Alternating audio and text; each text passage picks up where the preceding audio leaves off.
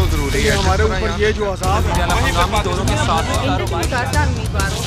अपनी तौर पर इक़दाम भी करें।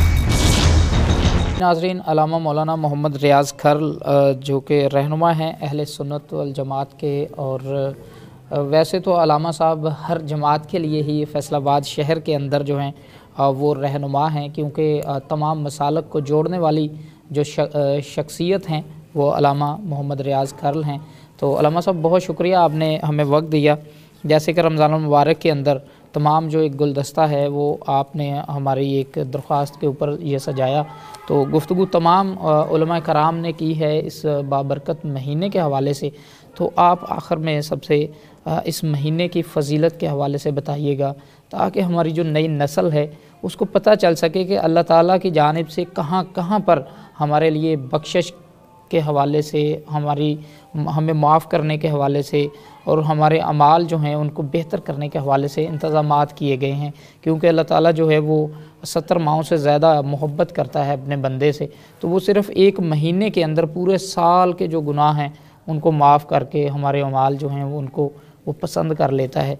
तो इस हवाले से क्या कहते हैं कि इस महीने के अंदर किस तरह इबादत करनी चाहिए, किस तरह से अल्लाह ताला के करीब होना चाहिए? 12 महीनों में सबसे ज़्यादा बाबरकत, बाइज़्ज़त, फलाह, नजात, बख्शिश, मग़फ़रत का जो महीना है जिसको अज़ाज़ हासिल है वो रमज़ानुल मुबारक है। बिल्कुल।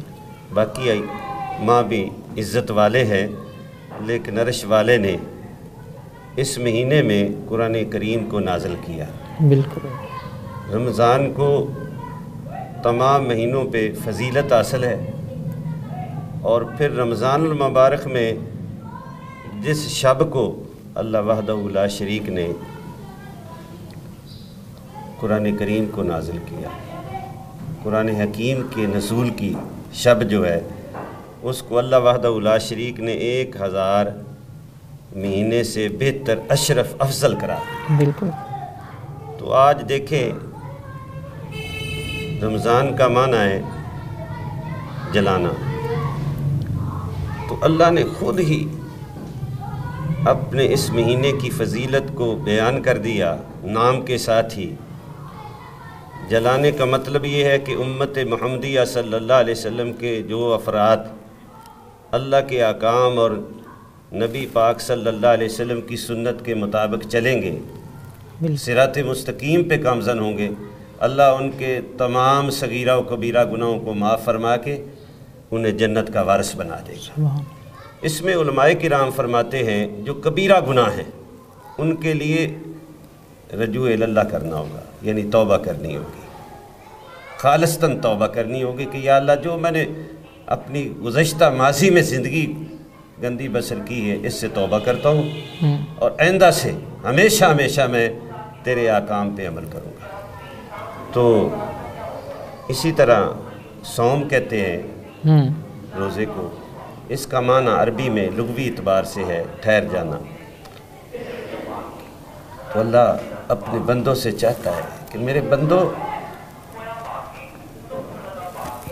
बुरे कामों से रुक जाओ, ठहर जाओ। और फजील भाई हकीकत ये है, रुक जाना, ठहर जाना, इसका मतलब ये है कि गुनाहों की आलूदा ज़िंदगी से अपने आप को महफूज कर लेना, बिल्कुल अल्लाह से अहद कर लेना कि मालिक जो मैंने गुज़श्ता किया उस पे माफ़ी अता फरमा और आइंदा से मैं सिरात मुस्तकीम पे चलूँगा। बिल्कुल। इसी तरह से तकवे का माना देखें, लुगत के एतबार से तकवा का माना है बचना जी।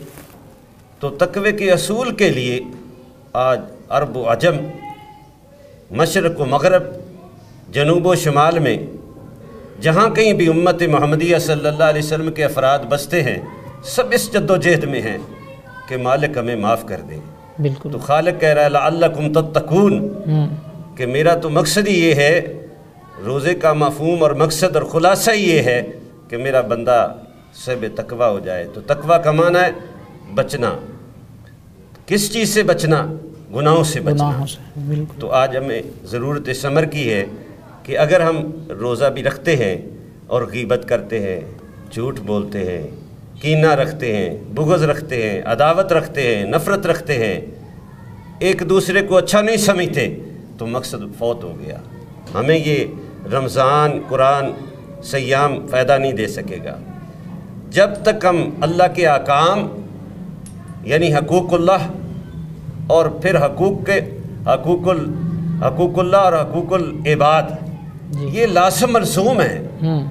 خدا کی دھرتی پہ اللہ کو راضی کرنے کے لیے اللہ کی مخلوق کو راضی کرنا اشد ضروری ہے۔ جب تک آپ اگر چاہتے ہیں کہ خدا وحدہ لا شریک راضی ہو جائے تو اس کا مقصد بھی یہ ہے۔ رمضان المبارک کا، رمضان، قرآن، صیام کا مطلب کیا ہے کہ ان چیزوں سے جڑ کے اللہ تعالیٰ کو راضی کر لے تو اللہ راضی اس طرح سے اللہ فرماتا ہے کہ پہلے میرے بندوں کو راضی کر۔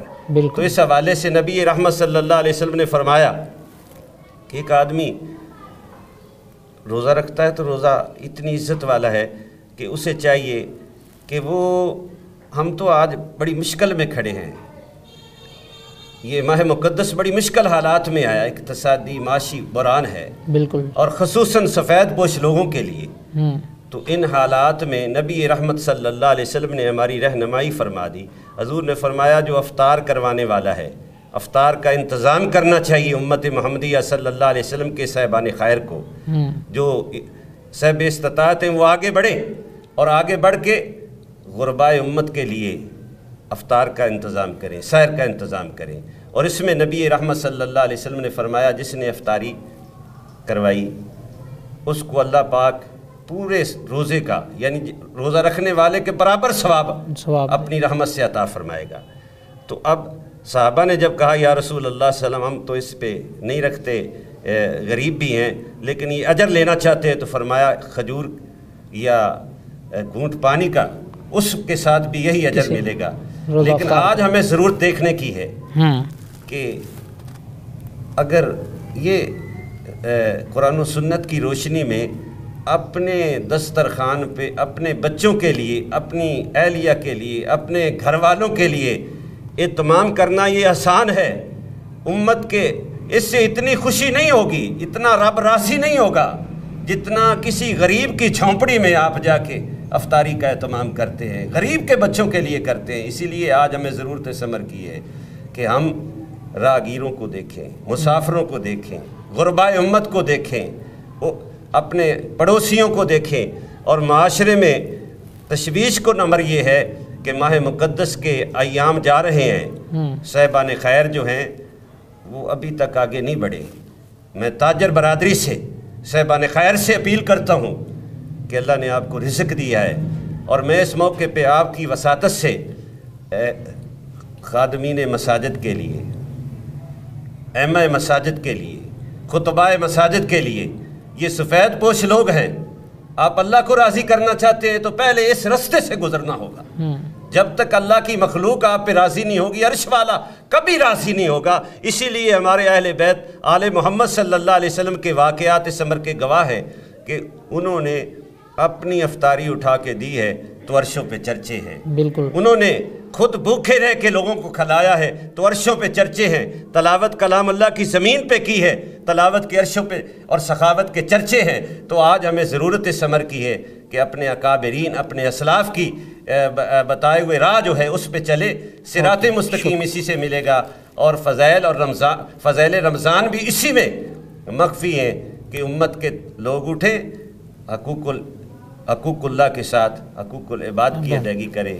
اور اس موقع پہ میں اپیل کروں گا کہ اہل اسلام سے، اہل وطن سے کہ خدا را امت کو جوڑنے کا فریضہ انجام دے۔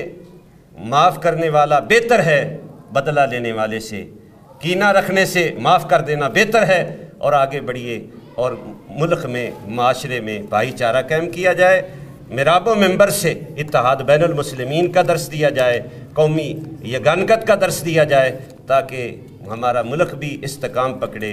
اور صاحبان خیر کو چاہیے کہ ہر غریب کے گھر میں چراغاہ کرنے کے لیے، جس طرح نبی رحمت صلی اللہ علیہ وسلم گھر میں ایک کھجور بھی ہوتی تھی اٹھا کے چونپڑی والوں کو تلاش کرتے تھے، غربا کو تلاش کرتے تھے، آج امت کا فرض ہے کہ اپنے ارد گرد دیکھ کر اللہ کی مخلوق کے لیے آسانیاں پیدا کرے۔ مخلوق کی خدمت سب سے بڑی عبادت ہے۔ جی بہت شکریہ علامہ صاحب. ناظرین جیسے کہ آپ نے سنا کہ اس بابرکت مہینے کے اندر جہاں پر آپ عبادت کرتے ہیں تو وہیں پر وہی حکم ہے کہ سب سے پہلے حقوق العباد جو ہیں ان کو آپ نبھائیں اور اللہ تعالیٰ جو ہے وہ زیادہ اجر اور ثواب دے گا روزے کا بھی. اور جب آپ اس امت کے کسی ایک شخص کو راضی کر لیتے ہیں تو اس کا مطلب ہے کہ آپ نے اللہ تعالیٰ کو راضی کر لیا. تو پروگرام سے اجازت دیجیے. اللہ حافظ.